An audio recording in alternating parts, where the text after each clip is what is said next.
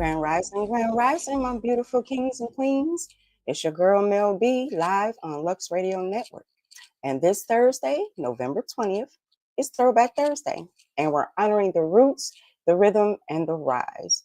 Whether it's a general gem, a childhood classic, or a forgotten hero, today we remember, reflect, and reclaim. Let's make nostalgia empowering. All right, on to our affirmation of the day. I honor my past, embrace my growth, and celebrate elevation. Every chapter of my story has shape. I release shame, reclaim power, and stand tall in my truth. My journey is sacred, and my transformation is unstoppable. All right, our word of the day today is legacy. It's something that's handed down from the past, a lasting impact or a contribution. For instance, her activism left a legacy that still inspires generations. Throwback Thursday is about honoring what came before. Legacy connects us to our roots and reminds us to build with purpose. Our slang phrase of the day is, that's old school. Something classic, nostalgic, or from the past, a past era, often said with respect and affection. So in a sentence, you would say, you still burn CDs? Man, that's old school, for example.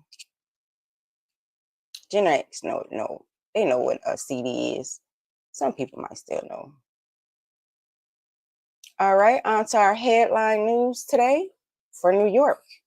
Mayor-elect Zohran Mamdani is set to meet President Trump at the White House this Friday, marking his historic moment as NYC prepares for its first South Asian and Muslim mayor. NYPD Commissioner Jessica Tisch will remain in her role until Mamdani's administration, despite ideological differences.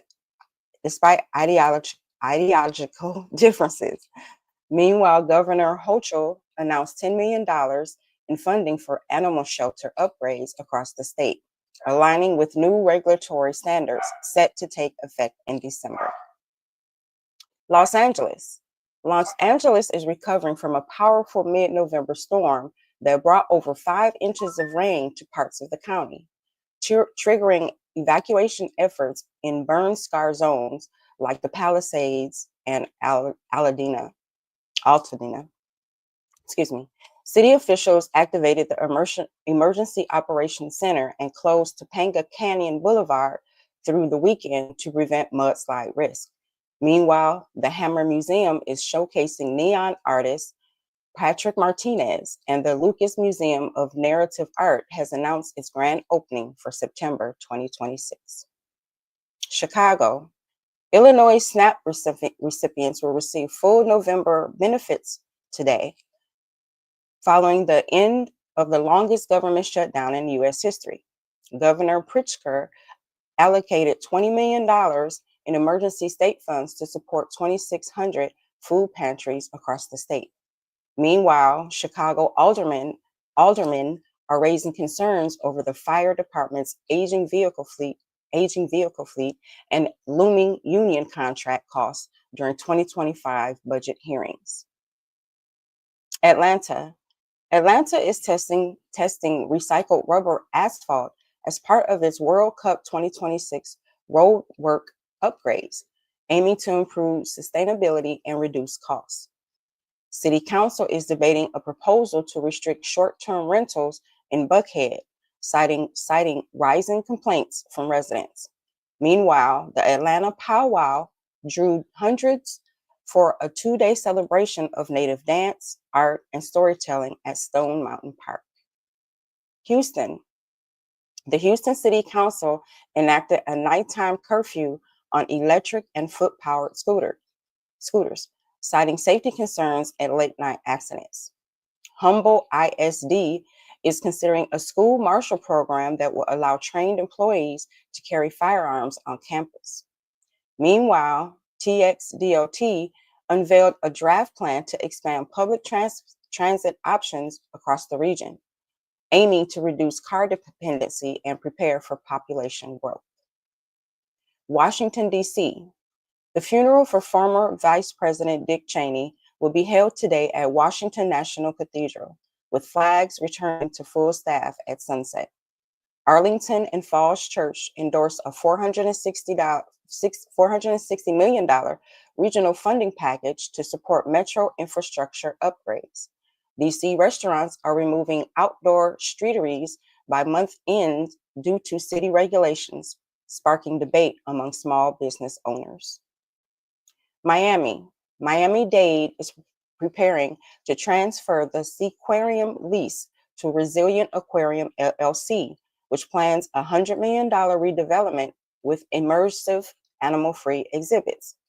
County officials warned of a looming financial storm due to state funding cuts and slow property tax growth, prompting talks of a new bond initiative.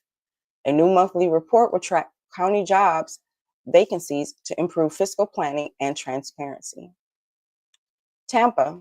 The city of Tampa signed a contract with One Network to push real-time road closure updates to GPS apps, improving traffic navigation. The Florida Orchestra will perform at the newly revitalized Centro Astoriano venue in Ybor City, marking a cultural comeback for the historic space. AARP released a report highlighting the financial strain on family caregivers in the region, urging policy reform. Tarpon Springs. Good morning, Dad. City leaders are exploring a shuttle service to connect downtown and the Sponge Docks, aiming to boost tourism and accessibility.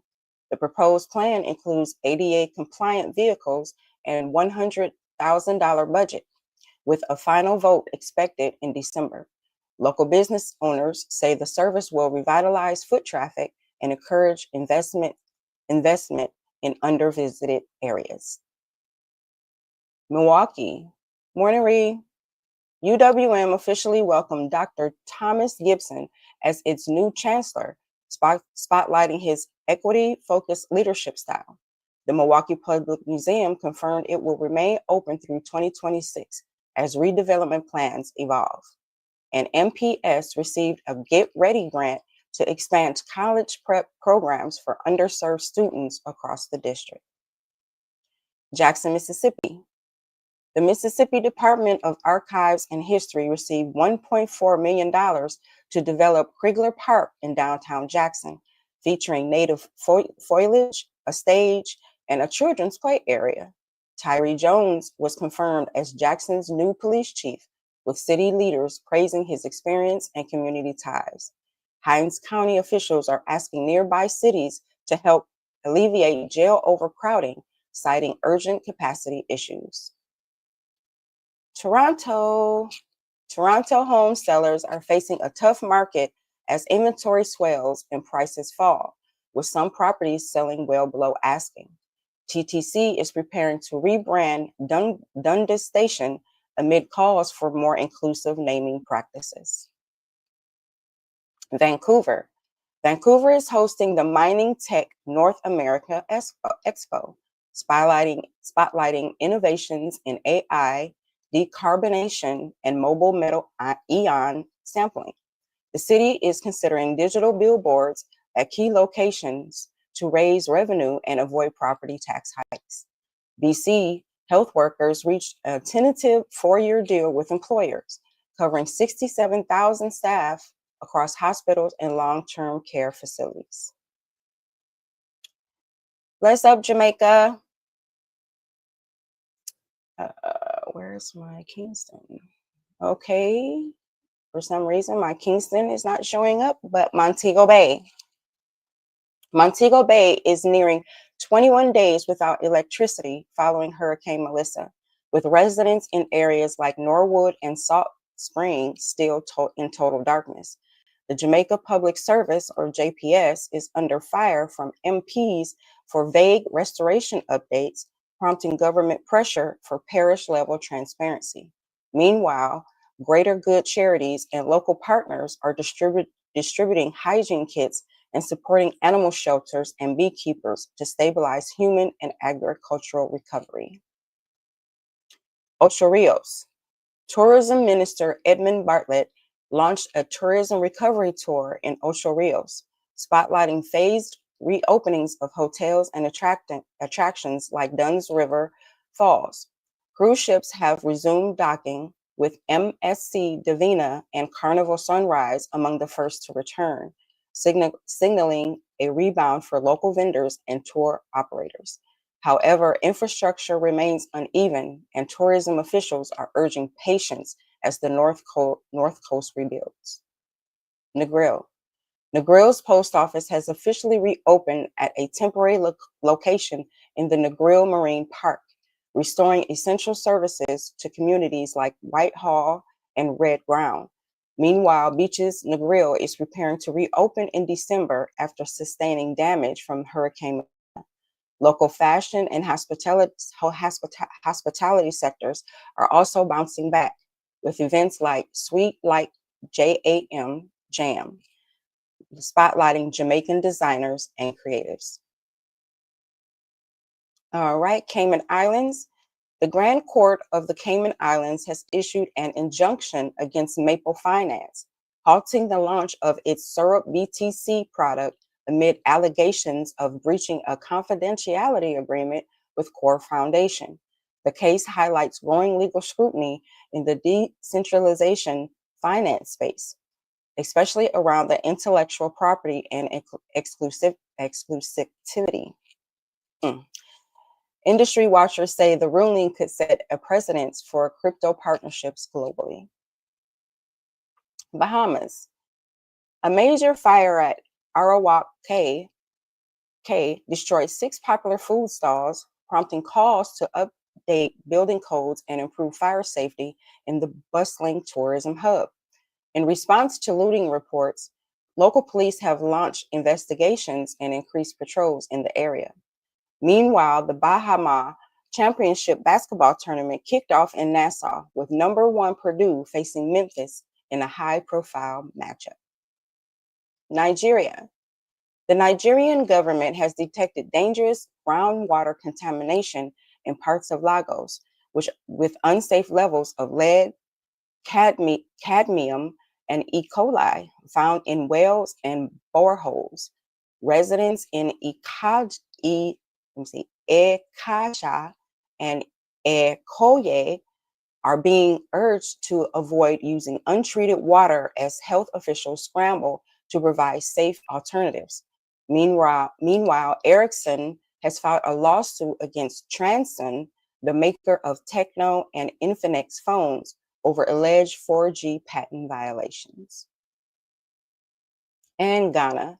The Ghana Armed Forces resumed its recruitment exercise in Accra today, following a tragic stampede earlier this month that left 6 unalived. New safety measures included shaded tents, cooling fans, and staggered screening across 5 locations, including El Wak Stadium and Burma Camp. Vice President Jane Nana Upoko Ajamang, hopefully I said that right, visited injured applicants at 37 Military Hospital, pledging continued support and a special recruitment package for affected families. Okay, on to our weather forecast for today. New York, mostly sunny with a high of 52, breezy with gusts up to 20 miles per hour. Los Angeles, sunny and mild with a high of 72 with low humidity.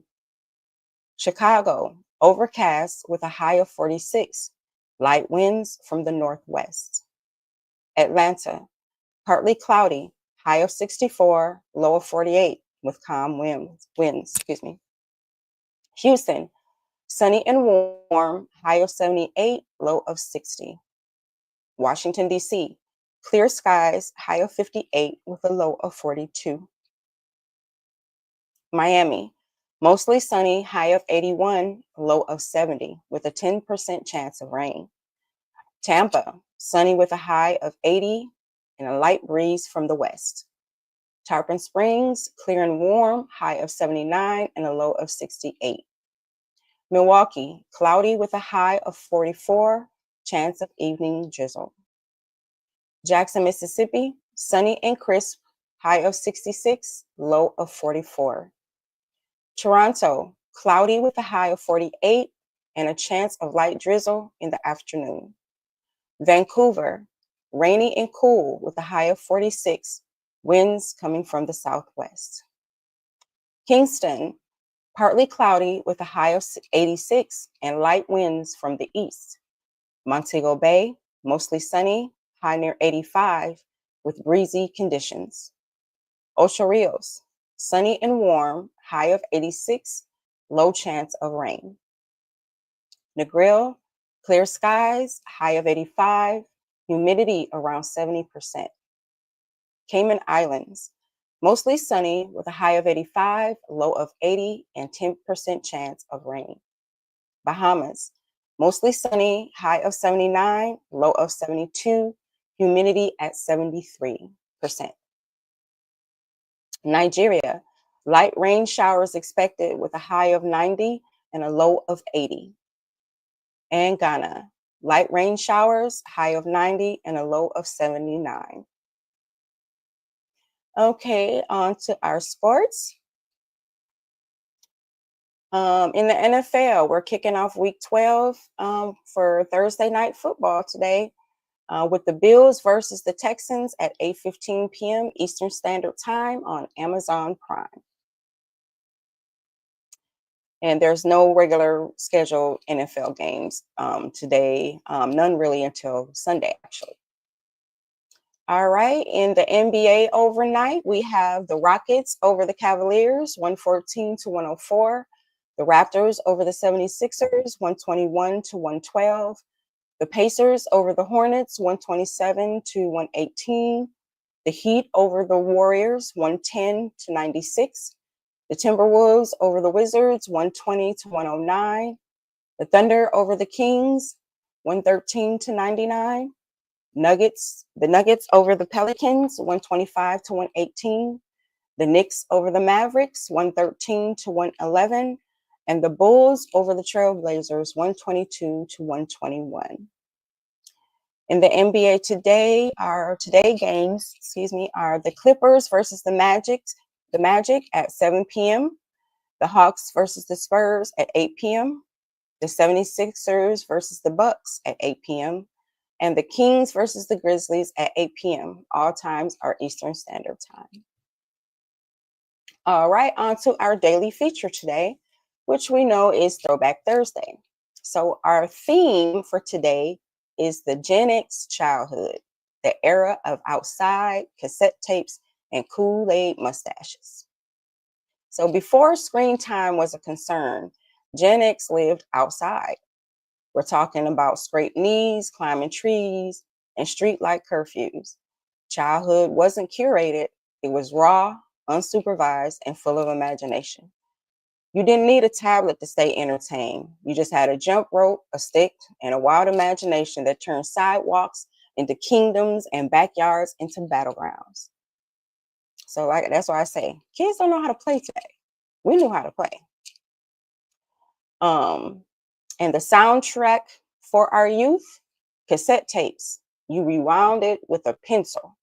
Boom boxes blasting our Run DMC, Whitney Houston, or New Edition. Mixtapes made with love and patience, recorded straight off the radio, praying the DJ wouldn't talk over the intro. And if you were lucky, you had a Walkman clipped to your belt, headphones crackling with static and soul. Our fashion was iconic. We had jelly sandals, slap bracelets, and neon windbreakers. You wore your favorite cartoon on your lunchbox and your mood on your Trapper Keeper. I think I had Smurf one, I think. Hair was high, jeans were acid washed, and your identity was shaped by what you watched on Saturday morning. So it was either Soul Train, Reading Rainbow, The Smurfs, or Fat Albert. I think I did Soul Train and The Smurfs. Fat Albert, yeah, sometimes. And Reading Rainbow, oh yeah. So the snacks were legendary. Kool-Aid in a plastic pitcher with way too much sugar. And now we have controversy on which coast said this word the right way. Now people, I guess kids call them now and laters, but we call them now and laters. That's just what they call. And now laters that cracked your molars. Tang, pixie sticks, and frozen pops in every color of the rainbow. And now let's not forget the corner store hustle. 25 cents can get you a bag of chips, a candy bar, and a whole lot of joy through the whole day. Now you can't buy nothing for a quarter. The vibe was just unmatched. You passed notes in class, memorized phone numbers, and knew how to entertain yourself without Wi-Fi. You rode bikes in packs, played double dutch until your legs gave out, and made up dances to songs you heard on the radio. You were raised by the block, the boom box, and the beauty of being left alone to figure it out. So the Gen X childhood was a masterclass in independence, creativity, and resilience. It taught us how to be resourceful, how to build community, and how to find joy in simplicity. In a world that's always online, Gen X reminds us that the best memories were made offline. We scraped knees, cassette tapes, and Kool-Aid mustaches. Now that's nostalgia. So I challenge you all today. So drop your favorite Gen X memory in a chat or in a post today. Was it your first Walkman that was your favorite? Your favorite cereal box toy? What was that? The time you made a mixtape for a crush and labeled it for your eyes only. So if you still remember your Saturday morning cartoon lineup or your Go Corner snack combo, put them in the chat. Let me know. Because Gen X, I'm sorry, y'all, rules. All right, on to our book club. We're still on the 48 Laws of Power, but guess what, y'all? By next week, we're going to be finished. We're almost there. So today we are on Law 42, which is strike the shepherd and the sheep will scatter. So summarizing this up, problems often stem from one influential disruptor. Remove or neutralize that person and the group will stay stabilized. Like, get rid of the weakest link, pretty much. So in business, in toxic work environments, identify the source of the dysfunction. Address it directly through HR, leadership, or strategic exit. And in life, don't waste energy on symptoms. Find the root of the issue, whether it's a person, habit, or belief, and deal with it decisively. All right, on to our cause of the day. We're getting closer to finishing out Hunger and Homelessness Awareness Week, with our title today being When Hunger is Systematic, Race, Poverty, and Access, Food Insecurity in Black and Brown Communities. So hunger and homelessness don't affect all communities equally. Black, Latino, and Indigenous households experience food insecurity at rates nearly double that of white households. These disparities are not just accidental. They're the result of decades of systematic inequality, from redlining and wage gaps to underfunded schools and limited access to healthcare. So key facts. In 2024, 22.4% of Black households and 18.5% of Latino households experienced food insecurity, compared to just 7.1% of white households. Food deserts. Areas with limited access to affordable, nutritious food are disproportionately located in communities of color. Black renters are twice as likely to face eviction, and Latino families are more likely to live in overcrowded housing due to affordability issues. So the root causes of this: redlining and housing discrimination. Historic policies exclude Black families from home ownership and wealth building. Wage inequality. Black and Latino workers earn less on average, even in the same roles. And underinvestment. Grocery chains, banks, and healthcare providers often avoid low-income neighborhoods, creating resource deserts. Food insecurity isn't just about hunger, it's about dignity, health, and opportunity. Poor nutrition leads to chronic illness, missed school days, and reduced life expectancy. When communities lack access to fresh food and stable housing, the cycle of poverty deepens. So my call to action to you today is support local Black and brown fed justice organizations. Advocate for equitable zoning and housing policies, and challenge biases in resource allocation. Representation matters in leadership, funding, and solutions. So resources to that help with these programs and these injustices um, are all these can be found on the internet. The first one is called the Food Empowerment Project. It's focused on food justice and racial equity. There's also Policy Link, research and advocacy for racial equity in housing and in health. And Soul Fire Farm is an Indigenous farm fighting food apartheid through education and activism. Okay, on to our today in history. In 1945 was the start of the Nuremberg trials.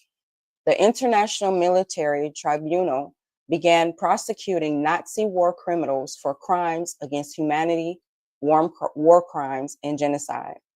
These trials set a precedent for international law and accountability, laying the foundation for future human rights courts. In 1962, Cuban Missile Crisis officially ends. The US and the Soviet Union reached a formal agreement to end the 13-day standoff that brought the world to the brink of nuclear war. The resolution included the withdrawal of Soviet missiles from Cuba and US missiles from Turkey, ushering in a new era of diplomacy. In 1985, Microsoft releases Windows 1.0. Microsoft launched its first graphical operation system, Windows 1.0, marking a major shift in personal computing. Though primitive by today's standards, it laid the groundwork for the digital revolution and the user-friendly interfaces we rely on today. All right, on to African American history. Howard University officially chartered in 1866. Following its seminary roots, Howard was chartered as a university, becoming a cornerstone of Black intellectual and political life. In 1914, Garrett Morgan patents the gas mask prototype. Morgan's invention saved lives during World War I and laid groundwork for modern respiratory protection. In 1969, Black Panther Party's free breakfast program expands. By November of that year, chapters nationwide were feeding thousands of children daily, a radical act of care and resistance. Our African American scientists and inventors. First up, we have Dr. Alexa Kennedy, a neurosurgeon and trailblazer. Sorry, what was that? In 1981, Dr. Kennedy became the first Black woman in the US to become a neurosurgeon, specializing in pediatric neurosurgery.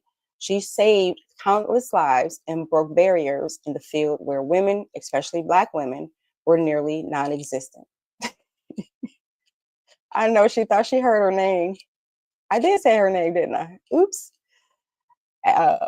Second up, we have Dr. Warren Washington, atmospheric scientist and climate model pioneer. A leading expert in climate modeling, Dr. Washington helped develop computer models that simulated Earth's climate systems. His work has been instrumental in understanding global warming and shaping environmental policy. Lewis Lattimore, inventor and electrical pioneer. Lattimore worked alongside Thomas Edison and Alexander Graham Bell. improving the carbon filament for light bulbs and helping draft the original patent for the telephone. All right, on to our Back to Roots segment. Today, we are honoring libations, pouring for the ancestors, honoring the lineage that walks with us. So, libation is one of the oldest African spiritual practices, a ritual of pouring water or drink to honor the ancestors. It's a moment of reverence, gratitude, and connection. Whether done with gin, water, or palm wine, the act says, "You are not forgotten." So pour out a little for my dead homies. Practice in Ukan, Yoruba, Igbo, Congo, and African diasporas. The common phrase, Ashe, meaning so it is, let it be done. Modern reflection is you don't need a shrine to pour libation. A quiet moment, a glass of water, and your voice are enough. Speak their names, call them in. And our affirmation today for our Back to Roots segment is I honor those who came before me. Their strength flows through me. All right, now I have the next two segments are based on conversations my sisters and I have had this week, and I remembered a couple of them. So hopefully Gemini is watching and listening because I think she brung both of these up this week. So in our faction segment, today we are talking about the Christopher Robin conspiracy. So the claim is Christopher Robin, the beloved child of Winnie the Pooh, imagined the entire 100-acre woods as a coping mechanism for mental illness, possibly schizophrenia or dissociative identity disorder. That's the claim. They're trying to say he was schizophrenic in the story. So the backstory is this theory gained traction after a paper in the Canadian Medical Association Journal diagnosed each Pooh character with a mental health condition. Fans expanded the idea, suggesting Christopher Robin created the characters to represent his own fractured psyche. Each friend, Pooh, Piglet, Igor, and Tigger, embodies a different emotional struggle, from anxiety to depression to impulsivity. How it was used. The theory became popular in online forums and YouTube breakdowns, often used to explore childhood trauma and psychological depth of fictional worlds. Some educators even used it to teach mental health awareness through storytelling. So how is it exposed? Mental health professionals clarified that the original diagnoses were metaphorical, not literal, and meant to spark conversation, not define canon. A. Millen, the author, based the stories on his real son and his stuffed animals, with no evidence of psychological intent. So the theory remains a fan favorite for its emotional depth and symbolic reference. It's often cited in discussions about how children use imagination to process complex emotions. It's not supported by the original creators or clinical evidence. So each character represented a different mental health condition or emotional state. For instance, Winnie the Pooh had impulsivity and possibly ADHD or an eating disorder. With honey? Okay. Piglet, generalized anxiety disorder. Eeyore, clinical depression. Tigger had hyperactivity and impulsivity or ADHD. Rabbit, obsessive compulsive tendencies or narcissism. The owl, dyslexia or overcompensation for low esteem. Kanga and Ru, overprotectiveness and dependency. So the verdict of all this is that it's fiction, creative interpretation, not factual origin. So fact-finding sources for all this information can be found in the Canadian Medical Association Journal and Philosophy Today, and also in the biography of A.A. Millen. That's where I found all that stuff. But it kind of makes sense to in a way, and I can see how it went and got all blown out of proportion.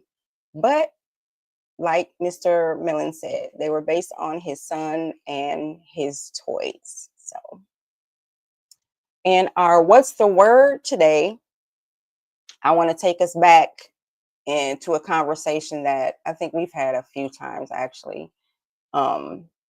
So before January kicked off the year and December wrapped it up, the calendar told a very different story. Today, we're cracking open the ancient roots behind the names of our months, from gods and emperors to Latin numbers that no longer match the math. Let's rewind time and uncover how each month got its name and why some of them still don't make sense. So the origin of the calendar months. So y'all know these are in Latin words, so give me just a tad bit of a break today. So, for instance, March was originally called Martius, named after Mars, the Roman god of war.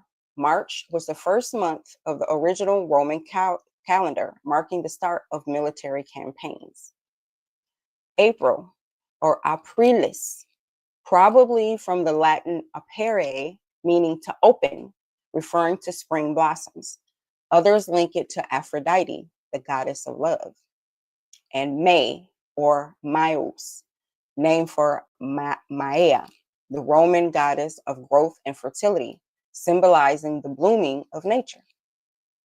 June was Junius, honors Juno, Roman goddess of marriage and childbirth, a popular month for weddings even today. July, or Quintilis, originally the fifth month, quintus, meaning five. It was renamed July in honor of Julius Caesar after his assassination in 44 BC. August, or Sextilis, once the sixth month, sextus meaning six, it was renamed for Emperor Augustus in 8 BC to honor his achievements. And then we have September, which was septem, meaning seven in Latin. It kept its name even after January and February were added to the front of the calendar. October, or octo, Latin for eight, another numerical holdover from the 10-month Roman calendar. November, or novum, means nine, though it's now the 11th month. The name just stuck. And December, or decem, Latin for 10, the final month of the original Roman year. Then we have January, which is Januarius, named for Janus, the Roman god of doors, beginnings, and transitions, fitting for the start of a new year. And February, Febraius, named for Februa, a Roman festival of purification and cleansing. It marked the end of the Roman year before calendar reforms.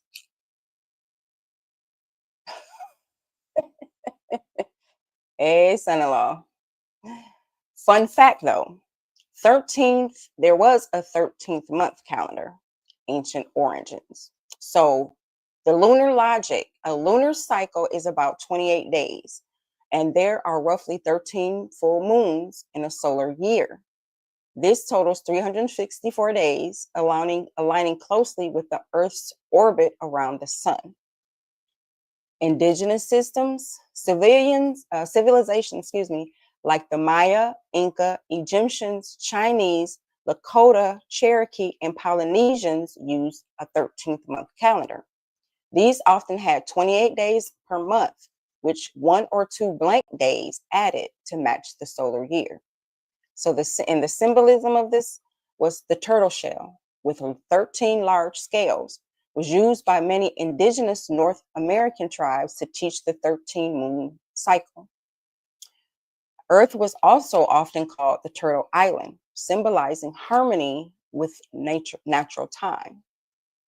So, however, the original Roman calendar only had 10 months with no names for winter. January and February were added later by King Pompilius, and the year didn't officially start on January 1st until 1582, when Pope Gregory the 13th introduced the Gregorian calendar we use today. So, did we originally have 13 months? Yep. Do we have 13 months now? Nope. But we have extra days in the months that are originally supposed to be 28 days. So I guess that's why we have 30 and 31 days in some months to so-called balance out that 13th month we no longer have. So I just thought I'd bring a little bit of light onto that 13 months history fact. All right, everyone, on to our tech tip of the day. So, engineered living therapeutics, biotech that lives inside of you. Engineered living therapeutics are genetically modified microbes designed to live in the human body and treat disease. These smart bacteria can detect inflammation, release medicine, and regulate metabolism. This represents a new frontier in personalized medicine, where treatment adapts to your body in real time. So for example, a patient with Crohn's disease could receive a probiotic that senses flare-ups and releases anti-inflammatory compounds automatically. So the impact of this is this biotech could revolutionize chronic illness management, reduce drug side effects, and personalized care at a bio level. Interesting. I thought that was interesting. Our finance tip of the day is invest early, even if it's small. Start with micro investing platforms or fractional shares. You don't need thousands to invest. Apps like Acorn, Stash, or Fidelity allow you to invest spare change or buy slices of stock. The earlier you start, the more compound interest works in your favor. So why does it work? Time beats amount. A $25 monthly investment starting at the age of 25 can grow to over $60,000 by retirement, even with modest returns. So set it and forget it. Automate your contributions and let the market work for you. Morning, Ray. All right, our fun fact of the day is the shortest war in history lasted only 38 minutes. The twist? In 1896, the Anglo-Zanzibar War between the British Empire and the Sultanate of Zanzibar lasted just 38 minutes. It began over secession disputes and ended with a swift British victory. So why is it fun? It's a quirky piece of history that shows how fast diplomacy or cannon fire can change the course of nations. So blink and you missed it. The shortest war in history was shorter than your lunch break. And today's fun holiday of the day is use less stuff day. Meaning, just use less stuff than you would normally use today. So the theme of this is following on the third Thursday of November. Use Less Stuff Day encourages mindful consumption ahead of the holiday season. It's a reminder that joy doesn't come from excess, it comes from intention, gratitude, and sustainability. So, how do we celebrate this day? We declutter one space in your home and donate what you don't need. Choose reusable over disposable and reflect on what truly adds value to your life. Less stuff, more soul. Today's about clearing space in your home and in your heart. All right, our daily quote of today comes from Steve Jobs. Quote, don't just follow trends, set them. Today, innovate your way forward. End quote. Jobs understood that leadership isn't about titles, it's about vision. This quote invites us to think differently, challenge norms, and lead with creativity. All right, on to our music and entertainment section today.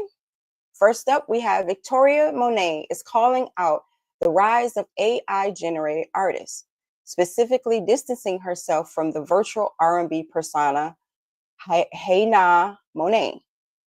Is that how you say her name? Hanea Monet. She emphasized the importance of protecting authentic Black artistry in an era of digital mimicry. And we have Leangelo Ball, known for his basketball roots, just hit platinum with his viral rap single, Tweaker. The track has sold over 1 million digital units, marking a major crossover moment. And Neo is making his Broadway debut in Alicia Keys' musical Hell's Kitchen, stepping into the role of Davis starting December 4th. The production is already a hit, and Neo's addition is expected to bring even more soul to the stage. In film and streaming buzz, Robin Roberts is producing a biopic, on legendary singer Roberta Flack, celebrating her legacy through both film and documentary formats. The project is in development and expected to premiere in 2026. Justice Smith, the star of Now You See Me 3, says he's done apologizing and is stepping fully into his power. His recent interview highlighted a shift toward authenticity and self-ownership in Hollywood. And Miss Iyanla Van Zant returns to television with Iyanla, The Inside Fix, premiering on OWN. After a 4-year hiatus, she's back to help viewers heal, rebuild, and reclaim their lives. And in our culture, Pharrell Williams was honored with the Key to Miami-Dade County during Black Ambition Demo Week. The event spotlighted Black innovation with Chance the Rapper and Melody Hobson joining the celebration. Megan Thee Stallion's defamation trial against blogger Milagro Cooper is underway in Miami. The case centers on an AI-altered explicit video and raises major questions about digital ethics and celebrity protection. And last, we have Raven-Symoné opened up about her former co-star Orlando Brown, calling him the unhinged Cat Williams of his generation. She made it clear she's keeping peace and distance while acknowledging his talent. All right, and in celebrity gossip, we have Omarion's celibacy journey. Omarion revealed he's been celibate for 3 years, saying the pause transformed his mindset. He credits his decision with helping him gain emotional clarity and discipline. Quote, I am more intentional now with my energy, my time, and my love, end quote, he shared. Vince Staples says David Chappelle speaks in riddles and that his storytelling style has influenced how Staples approaches his own creative process. While he's not ready to try stand-up, he's embracing deeper layers in his music and acting. And Jordan Woods gifted Carl Anthony Towns a fully restored version of his late mother's car for his 30th birthday. The gesture brought Towns to tears, turning the celebration into a deeply personal tribute. And fans are calling it one of the most heartfelt celebrity moments of the year. And finally, we have director Ryan Coogler officially confirmed that Black Panther 3 is in development. While details are still under wraps, fans are buzzing about the potential casting and storyline directions. The franchise continues to be cultural cornerstone of Black cinema. All right, on to our celebrity birthdays. Today we have Future is 42. Dominique Dawes is 49. Demetrius Shipp Jr. is 37. That's the guy that played Tupac in All Eyes on Me. And Treasure Price is 33.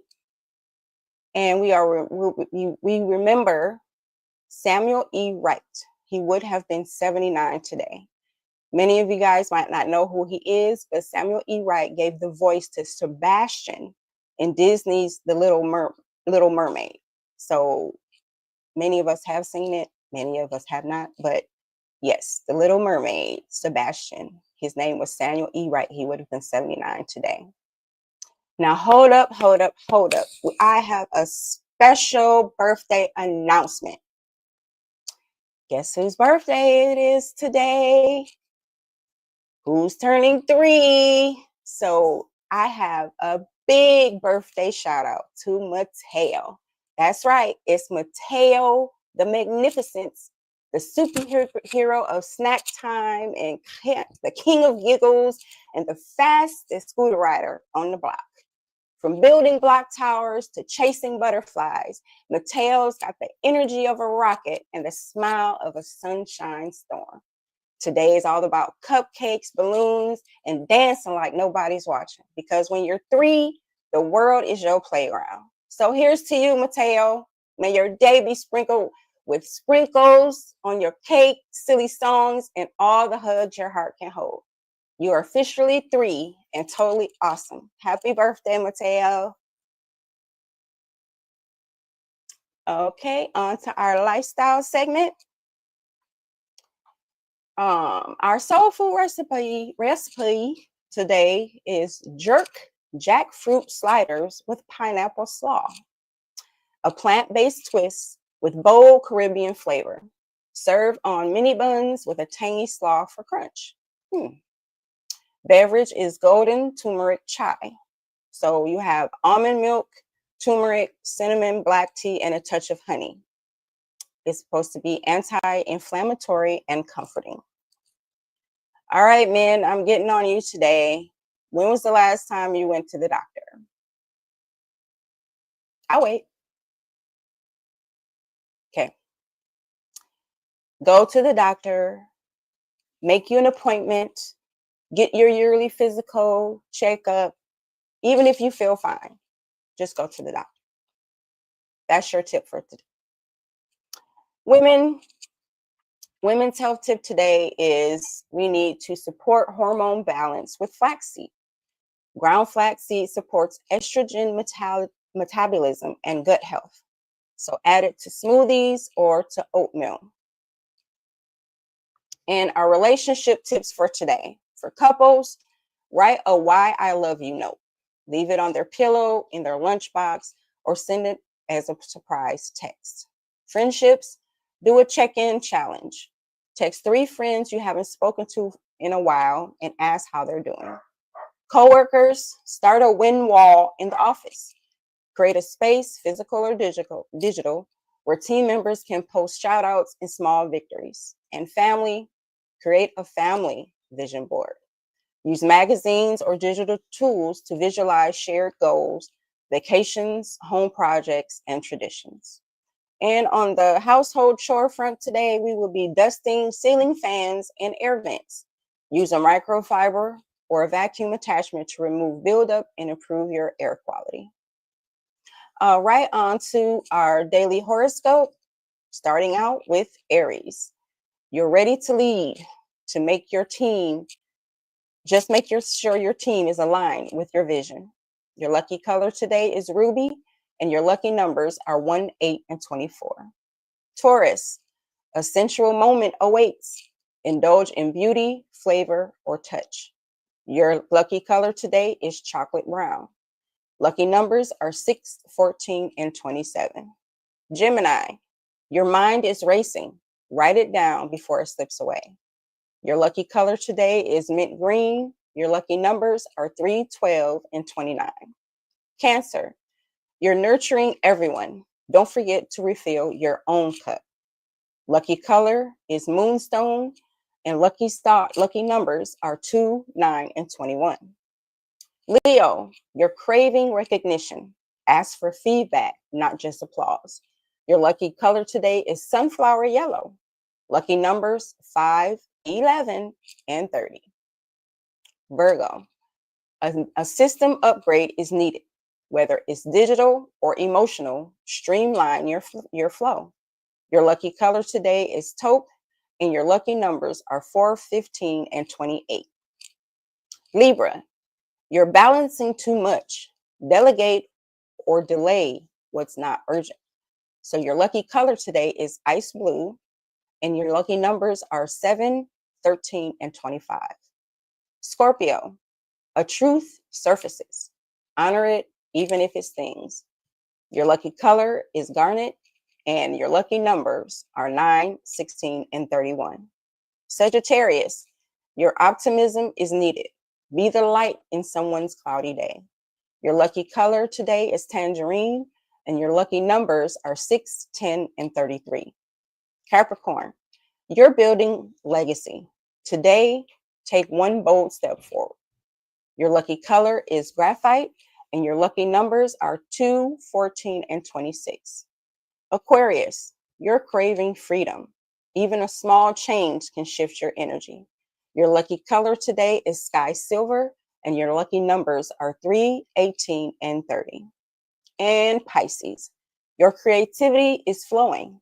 Make something just for you. Your lucky color today is blush pink, and your lucky numbers are 5, 12, and 34. All right, on tomorrow's show, which will be, Feature Friday, we're uplifting a young brilliance and ancestral strength from tech team creators to native resistance. It's a masterclass in purpose and perseverance. Right now, I am shouting out our sponsors. A big thank you. Shout out to Bello Burn Hot Sauce. Add some fire to your plate. And RAS Herbals. Heal natural, live vibrant. And Clarion Candles, where peace meets sense. All right, on to our announcements for today. Rise Up Jamaica Benefit Concert will be held on November 28th at 7 p.m. Eastern Standard Time on Lux Radio Network. The concert is free, but you must have a ticket to watch.